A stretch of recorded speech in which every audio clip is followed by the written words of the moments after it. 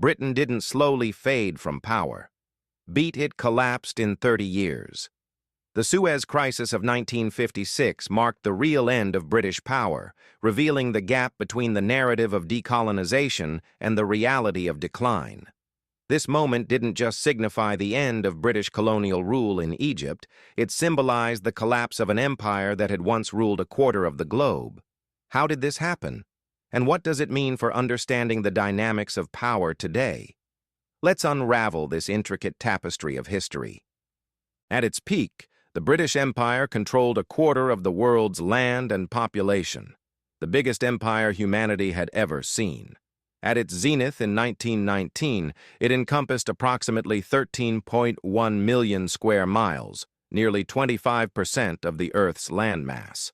By 1945, just after World War II, Britain's global influence began to wane. In the span of just over 3 decades, the empire would dissolve, with more than 60 nations gaining independence between 1945 and 1975.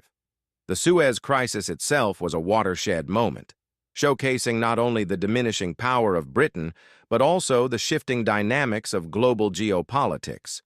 In 1956, when Britain, along with France and Israel, invaded Egypt to regain control of the Suez Canal, it was met with fierce opposition from the United States and the Soviet Union. The aftermath left Britain humiliated and politically isolated, a stark contrast to the global empire it once commanded. The statistics tell a compelling story. In 1956, Britain's defense budget was nearly 1/3 of its total national expenditure, yet it struggled to maintain its military presence and influence. The crisis marked a turning point, where Britain was forced to reassess its place on the global stage. The era of empire was unraveling, and with it, the narrative of British superiority. In this documentary, we will explore the historical narrative versus the reality of Britain's decline. We will dissect the events leading to the Suez Crisis, analyze the crisis itself, and finally, draw parallels to today's geopolitical landscape. You will understand how Britain's attempt to maintain its empire was not only unsustainable, but ultimately led to its own undoing. Stay with me as we delve into this pivotal moment in history. The roots of Britain's imperial decline can be traced back to the aftermath of World War II. The war ravaged Europe and left Britain economically crippled. By 1945, the British economy was in shambles, with a national debt exceeding $4 billion, a staggering sum for the time. The United States emerged from the war as a superpower, while Britain found itself unable to maintain its extensive empire. The economic strain forced a reassessment of imperial commitments. In the late 1940s, decolonization began in earnest. India, the jewel of the British Empire, gained independence on August 15, 1947, after years of struggle for self-determination. The uprising in India was a signal to other colonies, demonstrating that independence was possible. The Labour government, under Prime Minister Clement Attlee, recognized the need to relinquish control over colonies that were increasingly resistant to British rule. Decolonization looked different everywhere. In Kenya, the Mau Mau uprising turned brutal. In India, partition killed 1 million people. Meanwhile, Canada just quietly walked away. Countries like Ghana and Kenya faced violent uprisings, while others transitioned peacefully. In Africa, the winds of change were palpable. By 1957, Ghana became the first sub-Saharan African nation to gain independence. This wave of liberation was not merely a trend, it was a transformative upheaval, shaking the very foundations of the British Empire. However, the Suez Crisis brought a new set of challenges. Egypt was a critical point of control, particularly because of the Suez Canal, which connected the Mediterranean Sea to the Red Sea. The canal was not only vital for trade, but also served as a strategic military route. In 1952, a revolt led by the Free Officers Movement overthrew King Farouk, establishing a republic under the leadership of Gamal Abdel Nasser. Nasser quickly became a symbol of Arab nationalism and socialism, seeking to rid Egypt and the region of foreign influence, particularly British. The tensions escalated when Nasser nationalized the Suez Canal on July 26, 1956. This act was seen as a direct challenge to British authority. The British government, alongside France and Israel, saw an opportunity to reassert control over the canal and, by extension, their waning influence in the Middle East. The stage was set for confrontation. The British government, led by Prime Minister Anthony Eden, believed that military intervention would restore British prestige and secure their interests in the region. Eden's miscalculation was monumental. He underestimated the growing anti-colonial sentiment across the globe and the resolve of the United States, which had no desire to see Britain re-establish colonial rule in Egypt. As Britain prepared for military action, the world watched. Here's where it gets interesting. The Suez Crisis would not only affect British policy, but would also shape the geopolitical landscape for decades to come. The Suez Crisis officially began on October 29, 1956, when Britain, France, and Israel launched a coordinated military operation against Egypt. The invasion aimed to seize control of the Suez Canal and remove Nasser from power. The immediate military objectives were met swiftly. British and French troops landed at Port Said and advanced toward the canal. But the political fallout was immense. The invasion was met with widespread condemnation. The United States, under President Dwight D. Eisenhower, was particularly opposed to the operation. Eisenhower viewed the invasion as a colonial throwback that threatened to undermine the principles of self-determination and democracy. As international pressure mounted, the United States imposed economic sanctions on Britain. The British pound plummeted, and the crisis escalated into a full-blown economic disaster for the nation. By November 1956, the British government was forced to withdraw its troops, marking a humiliating defeat. Then came 1956. Pause. The Suez Crisis stripped away any illusion that Britain still mattered on the world stage. It became clear that Britain could no longer act unilaterally on the global stage. The crisis also highlighted the rise of the United States and the Soviet Union as the dominant powers in a post-war world.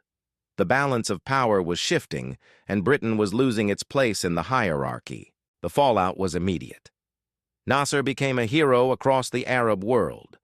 Britain's prime minister resigned in disgrace, and every colony watching realized London couldn't protect them anymore. Nasser emerged as a hero in the Arab world, while Britain's reputation was severely tarnished. The crisis catalyzed a wave of decolonization across Africa and Asia. In the following years, countries such as Nigeria, Kenya, and Malaya would gain independence, further dismantling the British Empire. By the early 1960s, Britain was grappling with the reality that its days as a global empire were over.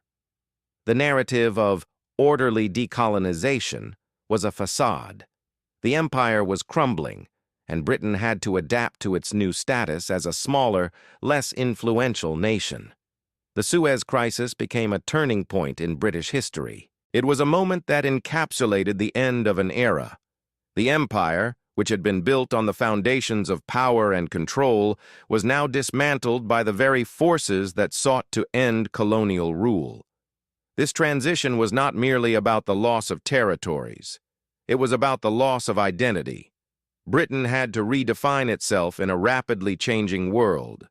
The crisis forced a reevaluation of foreign policy and marked the beginning of a long journey toward a post-imperial identity. But what can history teach us today? The lessons from the Suez Crisis are not solely about military power or political maneuvering. They reflect the complexities of global dynamics and the inevitable rise of new powers. The story of Britain's decline offers insights into how nations navigate change, adapt to new realities, and the consequences of miscalculated ambitions. Look at the world today. Beat America facing challenges to its dominance. China rising. The same pattern playing out again. As Britain grappled with its declining influence in the 1950s, we now observe similar patterns unfolding across the globe. Nations are reevaluating their roles in an increasingly multipolar world. Take the rise of China as a modern parallel. Just as Britain once dominated global trade routes, China is now asserting its influence through initiatives like the Belt and Road Initiative. This ambitious infrastructure project aims to enhance trade and economic ties across Asia, Europe, and Africa. The implications are vast. In the context of the United States, we see a nation dealing with its own identity crisis. The post-Cold War era has ushered in a new dynamic where the U.S. is no longer the sole superpower. The political landscape is shifting, much like it did for Britain after the Suez Crisis. As emerging powers like India, Brazil, and African nations gain prominence, the West faces challenges in maintaining its hegemony. The Suez Crisis serves as a cautionary tale. It reminds us that power is transient and that the balance of influence is constantly in flux. Current global issues, such as climate change, economic inequality, and technological advancements, are reshaping how nations interact. The lessons of the past resonate loudly. Miscalculations, whether in foreign policy or military engagements, can lead to long-term consequences. Moreover, the rise of anti-colonial sentiment has not dissipated. Movements for independence and self-determination continue to thrive, often fueled by the historical narratives of colonialism. Nations are asserting their identities and challenging the remnants of imperial influence. What can we learn from the Suez Crisis? It underscores the importance of understanding context and adapting to change. The world is interconnected, and actions taken in one region can have far-reaching implications. The story of Britain's decline is not merely about loss, it is about transformation. Every collapse has a story. Let's investigate how those stories shape our understanding of the present. The Suez Crisis of 1956 encapsulated a pivotal moment in the decline of the British Empire. It was not just a military failure, but a profound shift in the global order. Britain's self-destructive path was marked by arrogance and miscalculation, leading to a loss of power that reverberated through history. As we reflect on this period, we must recognize that the dynamics of power are ever-changing. The lessons from Britain's decline serve as a reminder of the fragility of dominance. Nations must navigate their roles in a world where influence can shift rapidly and unpredictably. Suez didn't just end Britain's empire, it redrew the entire map of global power, forcing every nation to pick a side between Washington and Moscow. They offer a lens through which we can examine today's geopolitical landscape and the ongoing transformations that shape our world. If you found this exploration of Britain's self-destruction of its empire thought-provoking, don't forget to like and subscribe for more historical insights. Join us as we continue to unravel the complexities of power, influence, and the lessons history has to offer.